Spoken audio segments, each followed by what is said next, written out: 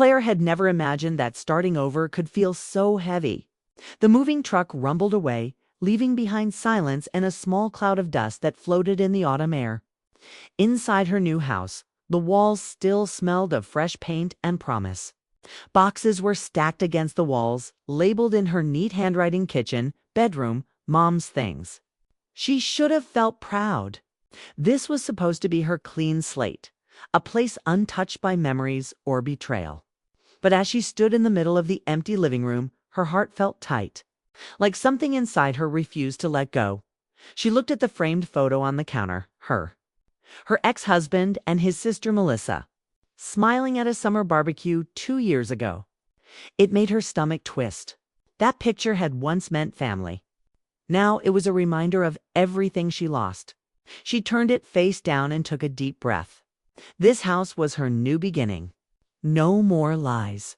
No more pretending everything was fine when it wasn't. The divorce had been messy. But not because of the paperwork. It was the betrayal that had burned deepest. Her husband's affair wasn't with a stranger. It was with her best friend. And while Claire was piecing together the truth, Melissa had stood by, pretending to comfort her. All while knowing the whole story. Worse, Melissa had helped cover it up, lying about where her brother was, deleting messages, making excuses. When the truth came out, Melissa didn't even apologize. She said, "You would have found out eventually." That sentence had stuck in Claire's mind like a thorn. After everything collapsed, Claire packed what little she had left and moved out of the city.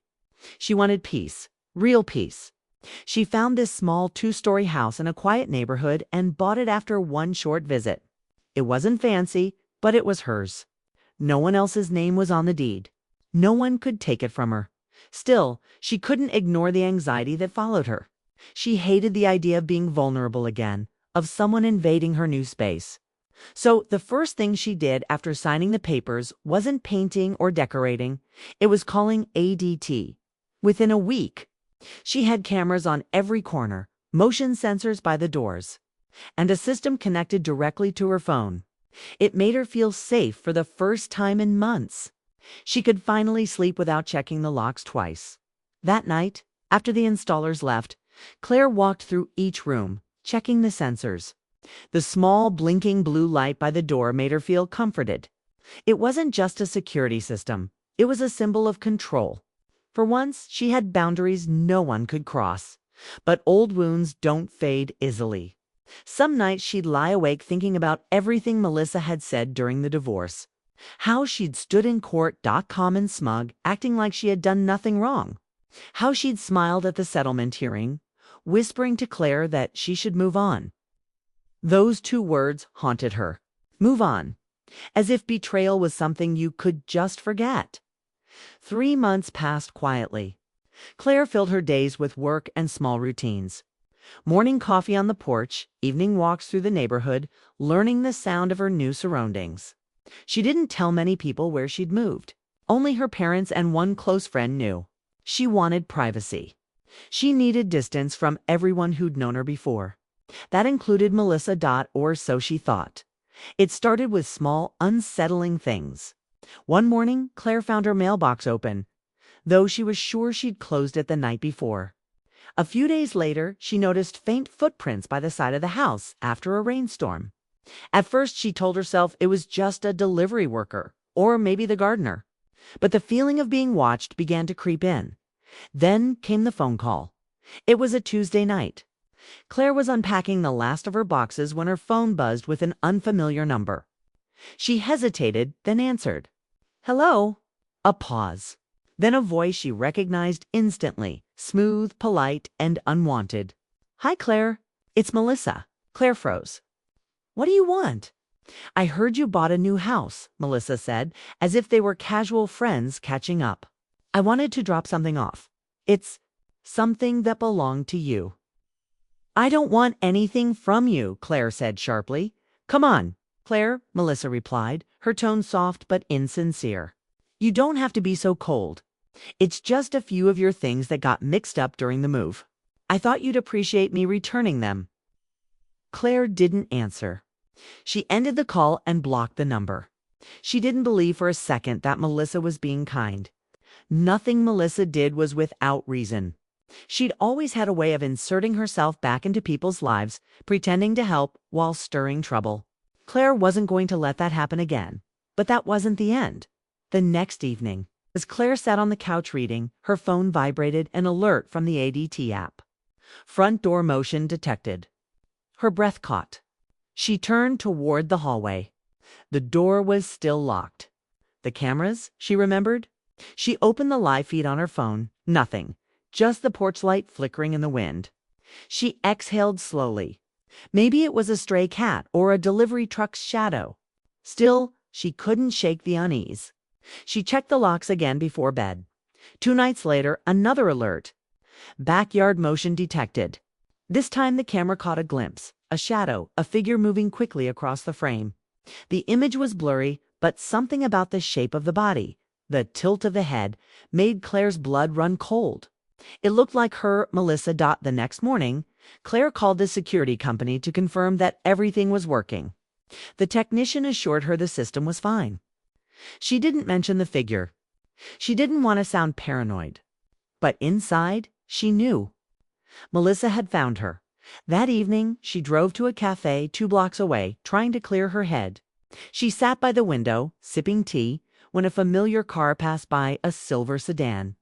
Melissa's car. Claire's grip tightened around her cup. Her heart pounded. It couldn't be a coincidence. When she got home, she checked every camera again. Still, nothing new. The driveway was empty.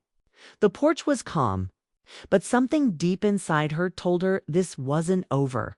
Melissa wasn't just returning old things, she was testing boundaries. Trying to see how far she could go before Claire reacted, Claire sat on her couch, staring at the camera feed until the early morning. She realized that fear had started to feel like a second skin. She hated it. She hated that Melissa still had power over her emotions. She had promised herself she'd never be a victim again. Not to her husband, not to his family, not to anyone. So she decided to stop being afraid. She opened her phone and rechecked every security feature. Motion sensors, K-door locks, camera access, even a new voice alert system. If Melissa wanted to play games, Claire would be ready. 3 days passed without an alert. The silence made her uneasy. Then, on the 4th night, it happened. The doorbell camera pinged again. At exactly 11:47 p.m., Claire's phone buzzed on the nightstand. She opened the app. There, standing under the porch light, was Melissa. Her face half-lit, expression unreadable. She was holding a small box. Claire didn't move. She watched as Melissa looked around, then tried the doorknob once, twice. It didn't budge. She glanced toward the window, then disappeared from view. The side camera caught her next, walking along the house, glancing through windows. Claire's heartbeat thundered in her ears. Her fingers hovered over the call police button. But she didn't press it. Not yet. She wanted to see what Melissa would do next. The backyard camera caught her again. Melissa kneeled by one of the basement windows, trying to push it open. That was enough. Claire activated the alarm. The siren blared through the house, loud, sharp, echoing through the night. Melissa jumped back, startled, her face twisting into panic. She stumbled, dropped the box, and ran. Claire stood frozen, phone in hand, watching her disappear into the darkness. The adrenaline made her hands shake. When the police arrived minutes later, she explained what happened. They checked the property, took her statement, and assured her she was safe. The box was left behind. Inside were a few of Claire's old letters, some photos, and a necklace she hadn't seen in years. After they left, Claire sat on the porch, staring at the empty street. She felt a strange mix of anger and sadness. Melissa hadn't come for peace. She'd come for control the same way she always did. But this time, she failed. Claire looked at the small blue light of the ad candle glowing steadily by the door. For the first time, she felt something new. Not fear, not rage, but resolve. She knew this wasn't just about security. It was about taking back her power piece by piece. Until there was nothing left for Melissa to steal. The night air was cool, the street quiet again. Claire closed the door, locked it, and whispered to herself, "Never again." Then she turned off the lights and walked upstairs. The faint hum of the alarm echoing in the background, her new heartbeat steady and sure. For a few weeks, everything seemed calm again. The police had filed a report, and Melissa hadn't shown up since that night. The broken piece slowly began to mend itself. Claire went back to her routines, morning coffee, work calls, evening walks, but there was always a shadow behind her comfort. Every time her phone buzzed, she expected another security alert. Every time she heard a car slow down outside, her chest tightened. She told herself Melissa had learned her lesson. But deep down, Claire knew her sister-in-law wasn't the kind of person who gave up easily. Melissa had always been persistent, especially when she wanted control. It wasn't about the jewelry box or the house. It was about power. Then one Sunday afternoon, Claire noticed something strange. Her mailbox was stuffed full, but among the letters was one without a return address. The handwriting was sharp and familiar. She opened it carefully. Inside was a single note. "You can't hide behind alarms forever." No signature. Just that line. Claire's hands trembled. It wasn't just a threat, it was a challenge. Melissa wanted her to react. She wanted to pull her back into the chaos. Claire took a deep breath and forced herself to stay calm. She wasn't going to call the police this time. She wanted to handle it differently in her own terms. That night, she double-checked her ADT system. Every camera was working. Every door was locked. She updated the security code, added 2 new motion sensors, and even installed a camera facing the street. She wasn't just defending her home anymore. She was preparing for whatever came next. Still, sleep didn't come easily. She lay in bed, staring at the blue light on the alarm panel. That small flicker was the only thing reminding her she was safe. But the fear wasn't just about Melissa breaking in, it was about losing control again, losing herself to anger. The next evening, the ad cap pinged again, motion detected. Driveway. Claire sat up instantly. She opened the camera feed, nothing. The driveway was empty. She checked the front camera, still nothing. Her heart raced as she flipped between feeds, then finally saw it as small envelope sitting on her porch. She waited. No one came. After 15 minutes, she grabbed a flashlight and opened the door. The air was cold, sharp against her skin. She looked around, no cars, no footsteps. Just that envelope. Inside was another note. This one read, "You took everything. You owe me peace too." It didn't make sense. Melissa had always twisted things, made herself the victim. But seeing it written in black ink made it feel real. Melissa wasn't just angry. She believed she was justified. Claire wasn't sure which was worse. She spent the next few days in quiet tension. She didn't tell anyone, not even her friend, not the police. She didn't want to look paranoid or weak. She wanted to understand what Melissa wanted. That answer came sooner than expected. On a rainy Wednesday evening, Claire returned home from work. She unlocked the door, stepped inside, and froze. Something was off. The scent. The faint sound of water dripping. She turned toward the kitchen and saw muddy footprints across the floor. Her pulse surged. She grabbed her phone, opened the security feed, and checked the footage. Her hands shook as she scrolled back. There she was, Melissa slipping in through the back door an hour earlier, using a key. Claire's eyes widened. A key. She had changed all the locks when she moved in. How had Melissa gotten one? Then she remembered the realtor had given her 2 spare copies in an envelope. She'd kept one. The other had gone missing during the move. Somehow, Melissa had it.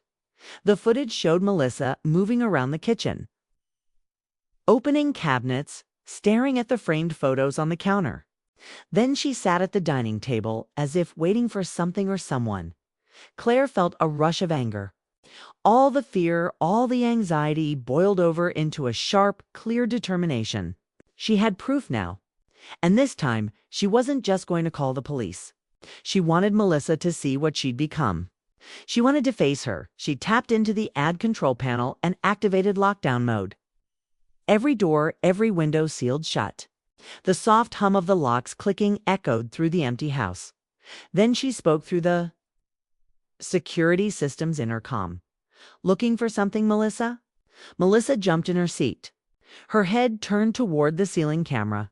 "Claire." "You broke into my house," Claire said, her voice steady. "Again. Just wanted to talk." Melissa's voice trembled slightly, though it carried that same manipulative charm. "You never listen. You've shut me out. You can't just erase people like they don't matter." "You erased me," Claire snapped. "You lied. You covered for him. You let me walk around thinking I was crazy." Melissa stood pacing. "He was my brother, Claire. What was I supposed to do, betray my own family?" "You already did," Claire said quietly. The silence that followed was heavy. Claire could see the conflict in Melissa's eyes: anger, guilt, maybe even regret, but she didn't care. She'd spent too long feeling sorry for other people's choices. "You think this house makes you free?" Melissa said suddenly. "You're still the same. You build walls, alarms, cameras because you're scared. You're scared of people seeing who you really are." Claire's heart pounded.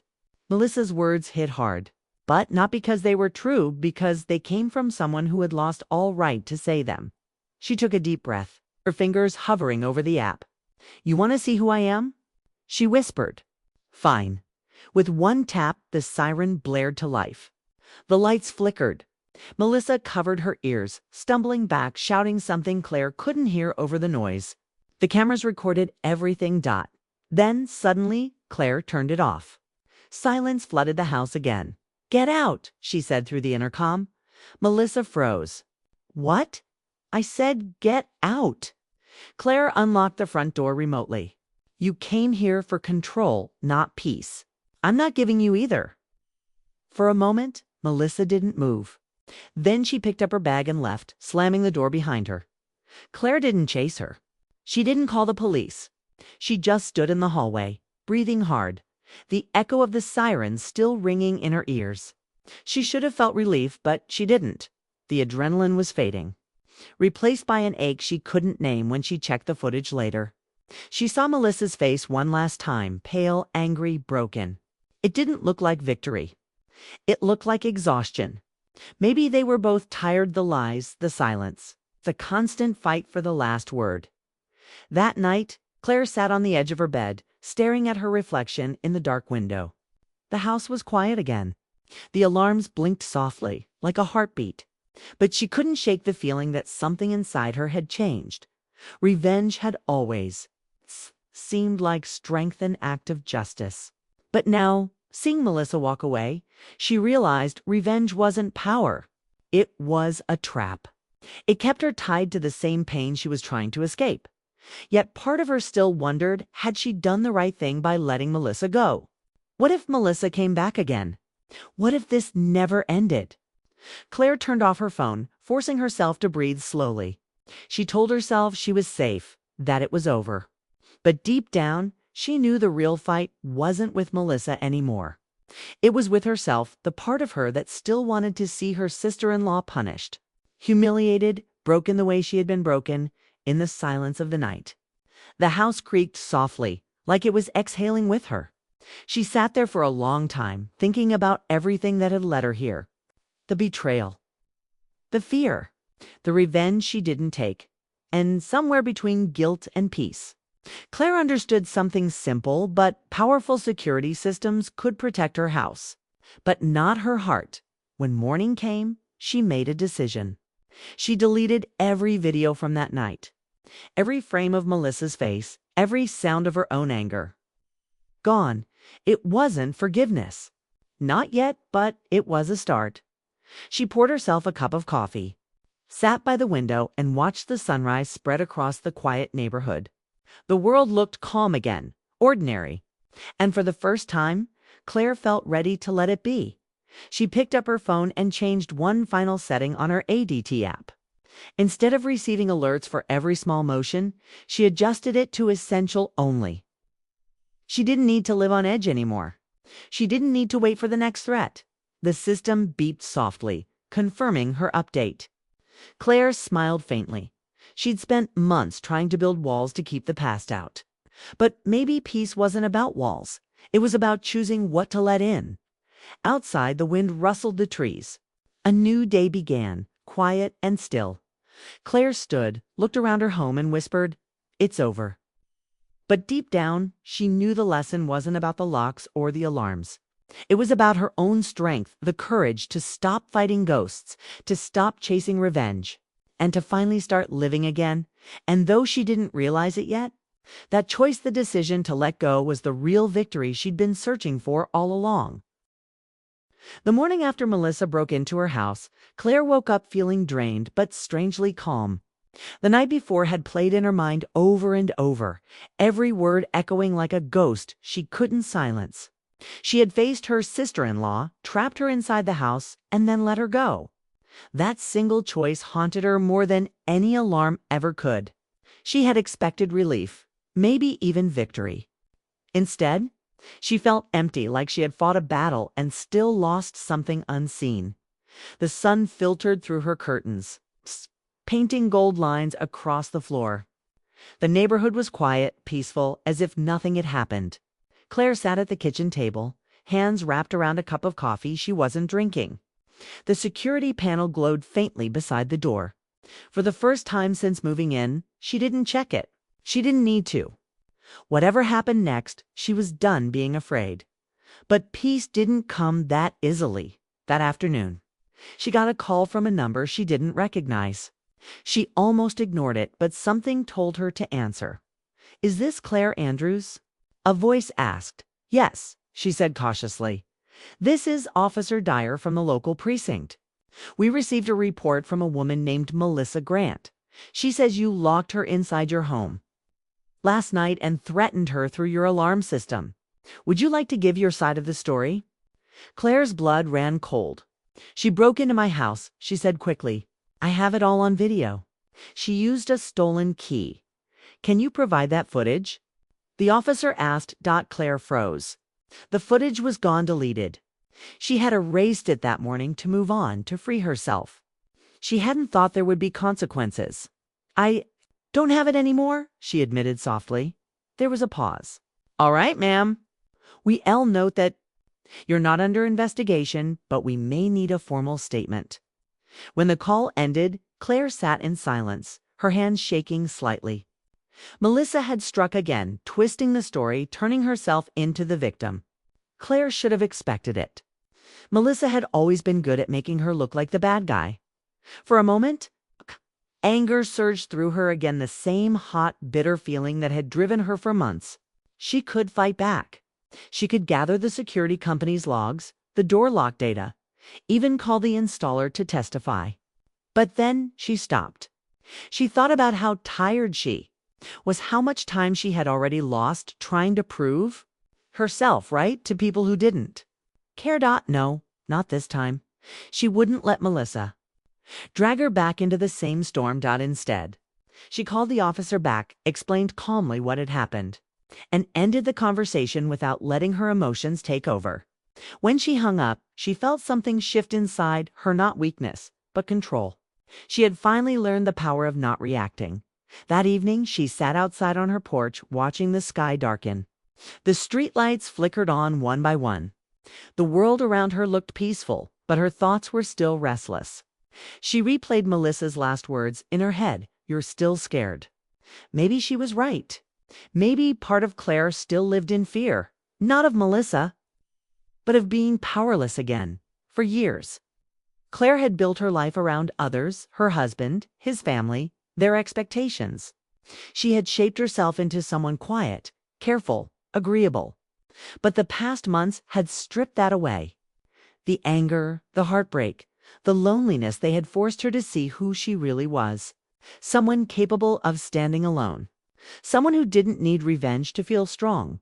She looked at her reflection in the window, tired eyes, hair pulled back, a face both older and stronger than before. She didn't hate what she saw. For the first time, she recognized herself. A knock on the door pulled her from her thoughts. Her heart jumped. But when she looked through the peephole, it wasn't Melissa. It was a delivery driver holding a small envelope. She signed for it, thanked him, and closed the door. Inside was a folded letter addressed in familiar handwriting. Melissa's. Claire hesitated, then opened it. "I'm not sorry for protecting my brother. But I am sorry for how I treated you. I shouldn't have come to your house. I shouldn't have scared you. I just wanted to understand why you hate me so much. Maybe we both needed to feel in control again. I'm leaving town for a while. You don't have to worry about me anymore. There was no return address. No signature. Just that note. Claire read it twice, her emotions tangled. She wanted to be angry, but instead she felt a strange sadness. Melissa wasn't innocent, but maybe she wasn't purely evil either. Maybe both of them had been trying to survive the same storm, just in different ways. She folded the letter and placed it in a drawer, unsure why she kept it. Then she walked through the house, checking each room one last time, not out of fear, but out of habit. Everything was quiet. Everything was hers. That night she dreamed of the past, the laughter at family dinners, the long talks with Melissa before everything fell apart. In the dream, they weren't enemies. They were just two women trying to hold on to what little peace they could find. When she woke, the air felt lighter. The bitterness she had carried for so long seemed to fade with the morning light. She made breakfast, opened the windows, and let the fresh air fill the house. The alarm system hummed quietly in the background. For the first time, it didn't sound like a warning. It sounded like protection, steady and calm. In the weeks that followed, Claire slowly returned to normal life. She went back to work, reconnected with her parents, and even joined a neighborhood book club. The people around her didn't know her story, and she liked it that way. She was just Claire now, not the ex-wife, not the victim, not the woman who almost lost everything. Every now and then, she thought about Melissa, where she went, what she was doing. There were moments when she wondered if forgiveness was possible, not the kind you give to others, but the kind you give to yourself. One evening, as she sat on the porch watching the sunset, her phone buzzed. An email from ADT. It wasn't an alert, just a routine update about system features. But one line caught her eye. Peace of mind starts with letting go of fear. She smiled. Maybe that was true in more ways than one. Claire looked around her neighborhood, the kids playing on the sidewalk. The soft sound of sprinklers, the faint hum of crickets. For months she had been waiting for something to happen, for another threat, another intrusion, but nothing came. Life moved on. She realized that revenge had been her way of holding on to pain, of staying connected to a past that no longer existed. It hadn't protected her. It had trapped her.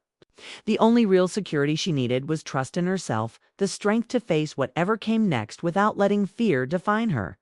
As the sky turned pink and orange, Claire stood and walked back inside. She passed the security panel by the door and turned off the sound alerts. The lights on the display blinked once, then faded into silence. She didn't need the constant reminder of danger anymore. In the living room, she found the box Melissa had dropped that first night, the one with her mother's jewelry inside. She opened it carefully. Inside were the old letters, the necklace, and a small photo of her and Melissa smiling in happier times. For a moment, Claire just stared at it. Then she placed it back inside and closed the lid.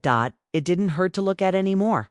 It just felt like a memory, something that belonged to the past where it should stay. Outside, the wind picked up, rustling the leaves against the windows. The world kept moving, indifferent but steady. Claire took one last deep breath, feeling the weight lift from her chest. She wasn't defined by betrayal anymore. She wasn't waiting for revenge or running from ghosts. She had chosen something harder, peace. And in that choice, she found freedom. The house was quiet now, not with fear, but with calm. The alarms were off, but Claire didn't feel unprotected. She felt strong, safe within herself. As she turned off the lights and headed upstairs, she paused at the top of the stairs and looked back down at the hallway. For months, that view had terrified her, the dark, the silence, the unknown. But tonight, it was just home. She smiled softly and whispered to herself, "It's over." Then she closed the bedroom door behind her. Outside, the security light blinked once, steady and sure, before settling into stillness. The night passed quietly. No alarms, no intrusions.